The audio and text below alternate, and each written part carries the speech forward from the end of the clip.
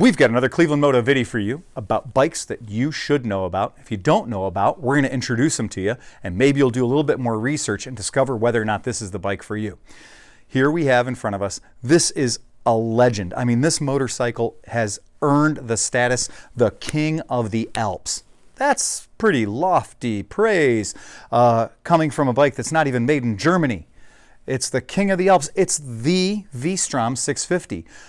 A lot of people call it the V-Strom. Why do they call it the V-Strom? Because this bike has a bigger brother called the V-Strom 1000.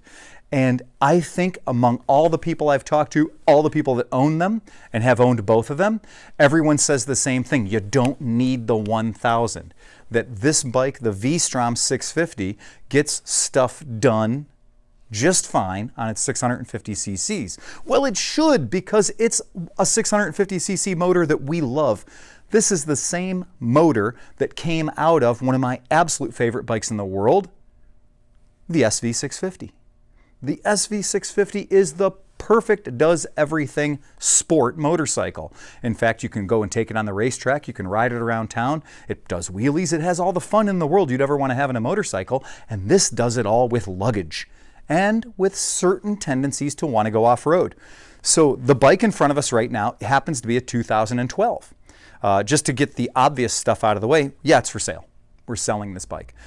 This bike's got about 18,000 miles on it, and this bike is being sold for, I think we've got this one up for right around 6,500 bucks. Now, here's the trick with this bike, is this has everything that you would ever want to put on it already on it, and it's going to save you buco dinero when you decide to buy a bike. When you look down here at this bike, you're going to see that it's got the Suzuki luggage system. I mean, this is SW-Motech stuff here. This stuff's been very expensive. If you look at the KLR behind us with the bright yellow stuff, that's all SW-Motech. The Germans, you know, they're not messing around. It has got the handguard. It's got the obligatory hockey mask front crash bar protection thing, and it's got the knobby tires already on it, the dual purpose knobs. Very, very well appointed motorcycle. To just take a moment from heaping too much sunshine on this bike, I do have to call attention to certain things that are kind of weird.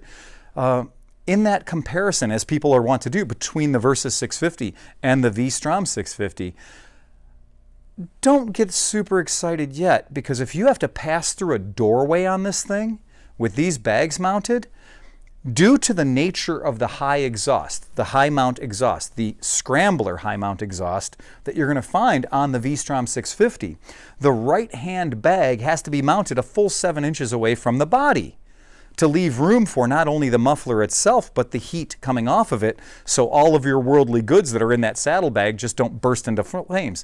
It's a proper metal aluminum box, as is required in the world of ADV riding, but the right box is actually much smaller and narrower than the left box. That's weird. No, it's true. The left box is a solid like 12, 13 inches wide, and the right box is only about 9.5 inches wide. And the difference between the two boxes is not so you don't accidentally put one on the wrong side. It's to compensate for all the width that you're losing on the motorcycle due to this high-mounted stock exhaust system. A little bit more about the exhaust. That exhaust is huge, humongous. I mean, it is every bit of 3.5 feet long. There's a catalyst in it, of course. It's gigantic. It is probably way more than this 650cc V-twin motor needs.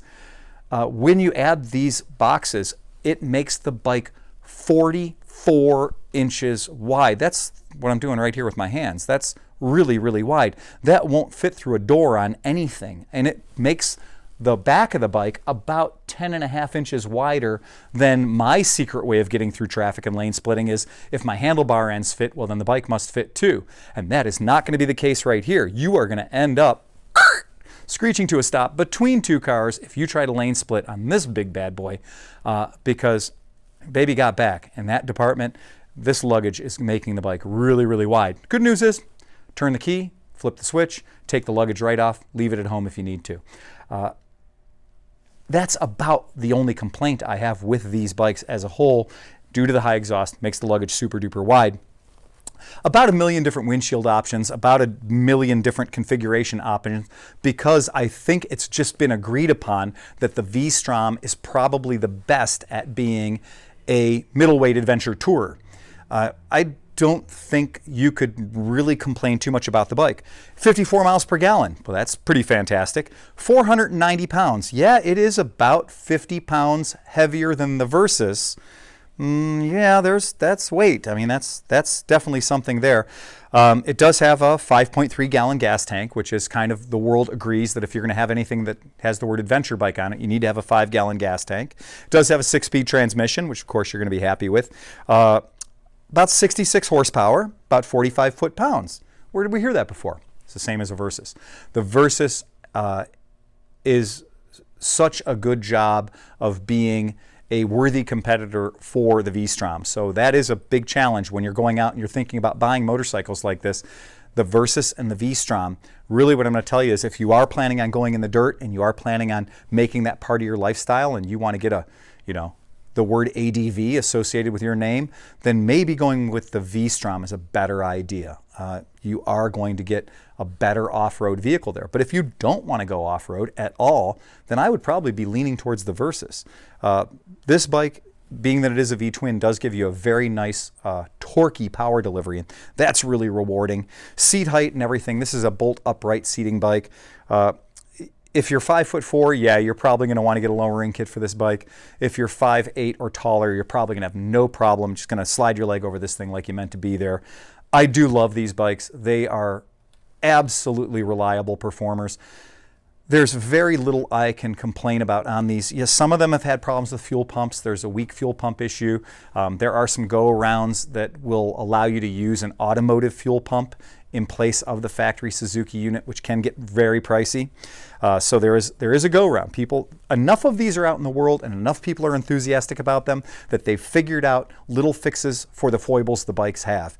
And that's nice that there's a very large owners community. Makes owning a bike a little bit easier when a lot of other people have owned it and they're giving you advice for improvements or modifications you can make to it. That's part of the fun, like we say about owning the old KLR 650 here.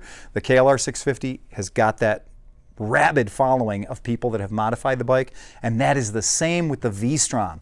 You're going to find people everywhere who have owned the V-Strom, have had it, sold it, and then went back to the bike after they tried something else in between. Really, really cool machine. We're happy to have one here. We're happy to have taken one in on trade that we can show you guys and make it part of our series about bikes you should know about, and this really is a good one. Do your research. Check out the V-Strom. I think you might be happy. I think you may have discovered a bike maybe you didn't know about that could work very well in your garage. If you're interested in more details about this bike, just go to our website at www.clevelandmoto.com. Check it out. It's in the pre-owned bike section. You want to call us and talk right away. I love that bike. Sell it to me. 216-795-5580. It's 216-795-5580. If you've got any comments or anything about the bike, or you've owned one or you have an opinion about it, just go down right here on the bottom and click on the comments button.